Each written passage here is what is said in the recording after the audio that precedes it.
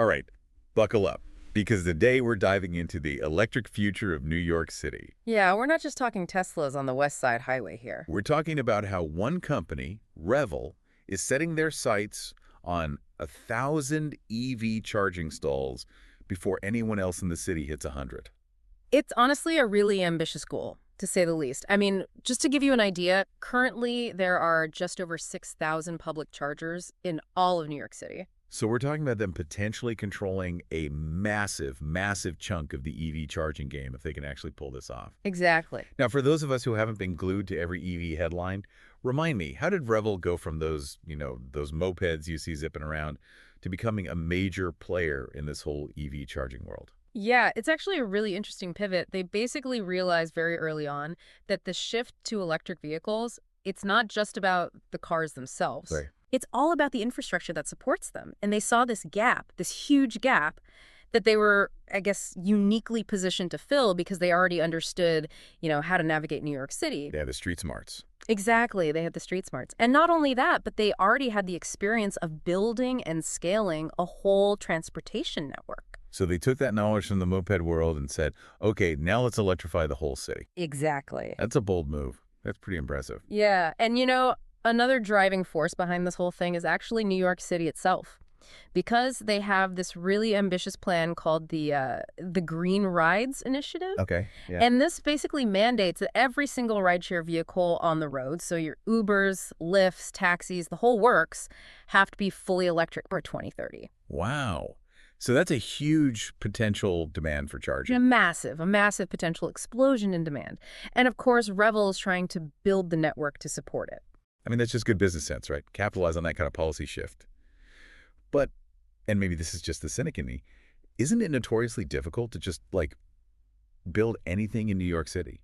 Did they mention any of the hurdles they're facing? Oh, absolutely. And their CEO, actually, he was very upfront about the challenges. I have to give him that. Okay. They're dealing with all the usual headaches, zoning restrictions, the permitting process, and, of course, the ever-present competition for space. But the biggest hurdle, and this is the one that really surprised me, power. Really? Yeah. Power. See, that's not the first thing I think about when I picture, an EV charging station. Exactly. You think, oh, you're just plugging it in. How hard can it be? But the amount of electricity these stations need is just mind-blowing. Just to give you an idea, their new charging hub down at Pier 36, that thing needs as much power as a skyscraper. Yeah. So you can imagine just getting that much juice from the city's power grid. It's a massive undertaking. Yeah, I bet. So how do they plan to do it? I mean, with all those challenges, how is Revel actually going to make this vision a reality? So how do they plan to do it? I mean, with all those challenges, how is Revel actually going to make this vision a reality? Well, it sounds like they're tackling it head on. For one, they're working directly with Con Edison, the city's power company. Okay. And it's not just about getting more power to their stations. They're actually trying to help modernize the whole grid itself. Oh, wow. So it's less about plugging into the existing system and more about working together to build a system that can actually handle this huge wave of EVs that's coming. Yeah, exactly. Like a total system upgrade. Yeah. And they're not just approaching it from this brute force power angle either. Okay. They're also getting really creative with their solutions. Like what? So, for instance, they're piloting battery storage at some of their locations. Oh, interesting. So the idea is they can charge these giant batteries overnight, during off-peak hours when energy demand is way lower. And then they can use that stored up power to fuel cars during the day when demand is higher.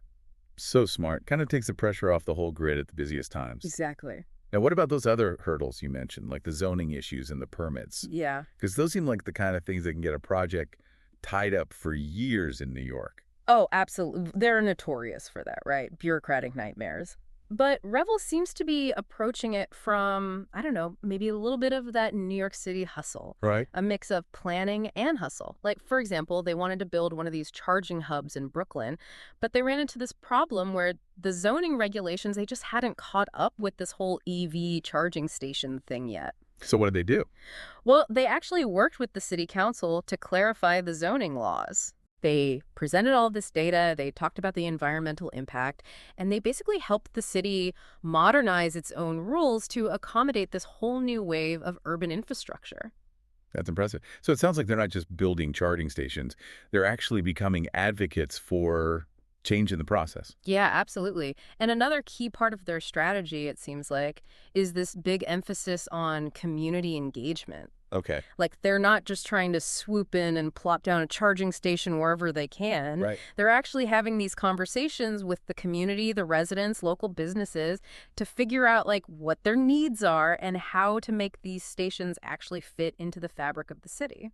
Okay, so they're tackling this power problem, they're navigating the regulations, and they're actually taking the time to talk to the community. It's And starting to sound like they might actually pull this off. I know, right? But I'm still curious. How does this whole thing work for the average EV driver? Because, let's be real, nobody wants to wait around for their car to charge, especially in a city like New York that's constantly on the go. Yeah, I mean, who has time for that? Right. And I think Revel totally understands that, especially for those rideshare drivers who are going to be relying on these stations for their livelihood. So they're being very strategic about where they're actually putting these hubs. Okay. So they're thinking about places with high traffic flow, easy accessibility. So like near highways or major transit hubs, things like that. Exactly. But they're also thinking about, being close to Oh, amenities. that's smart. So you can use the bathroom, grab a cup of coffee, maybe even a bite to eat, all while your car is charging. Okay, now that's an EV charging experience I can get behind. But all of this, the grid stuff, the zoning, the community outreach, it sounds incredibly resource intensive. So is this only for those rideshare drivers?